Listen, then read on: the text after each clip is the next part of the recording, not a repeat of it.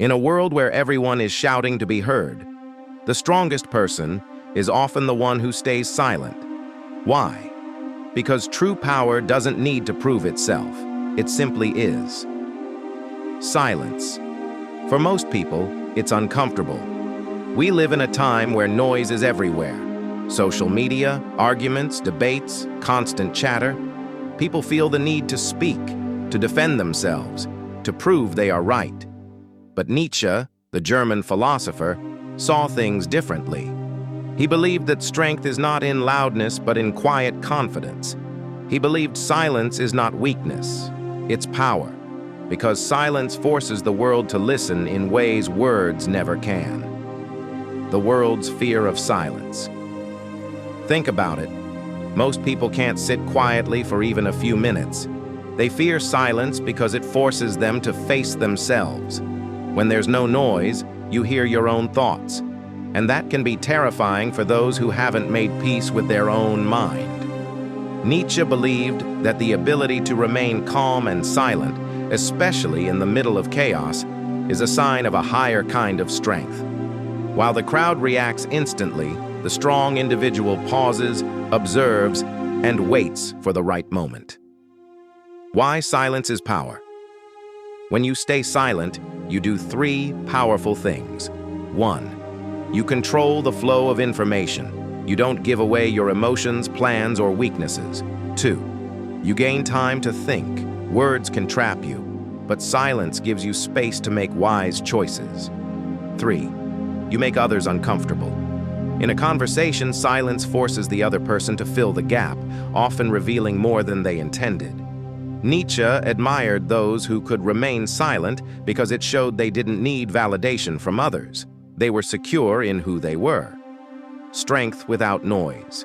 Today, people think strength is about shouting louder, dominating arguments, or constantly proving yourself online. But think about a lion. It doesn't roar every second. It stays quiet, observing, until it needs to act. And when it does act, everyone pays attention. That's real strength. Not desperate for attention, not fighting every battle. Choosing when to act and when to remain still. Silence as self-discipline. For Nietzsche, silence was also about discipline. The discipline to not react emotionally, even when provoked. The discipline to let people misunderstand you, rather than wasting your energy explaining yourself to those who don't want to understand. He wrote that the strong are often misunderstood, and that's okay, because they live for their own values, not for the crowd's approval. When to speak, when to stay silent. This doesn't mean never speaking at all. Silence is powerful, but so is speech, when it is rare and meaningful. If you speak too often, your words lose value. If you speak only when it matters, people will listen carefully. Nietzsche believed that great truths are often spoken briefly and simply, but backed by deep thought and long reflection. Silence and inner strength. When you are silent, you learn to listen, not just to others, but to yourself. You start to notice the small details others miss. You start to hear the truth behind people's words, the tone, the hesitation, the emotions they try to hide. This inner awareness builds strength that can't be shaken by gossip, insults, or temporary problems.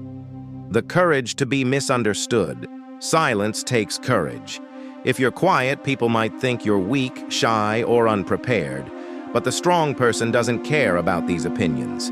They understand that truth does not need defending. It reveals itself over time. Nietzsche would say, "Let them think what they want. Your value is not determined by their misunderstanding." In the end, silence is not the absence of words. It is the presence of strength. It's the space where wisdom grows. It's the shield that protects your energy. It's the weapon that needs no blade. So, next time the world demands you speak, try silence instead. Because silence, when chosen wisely, speaks louder than any words. Remember, the truly strong do not raise their voice, they raise their presence.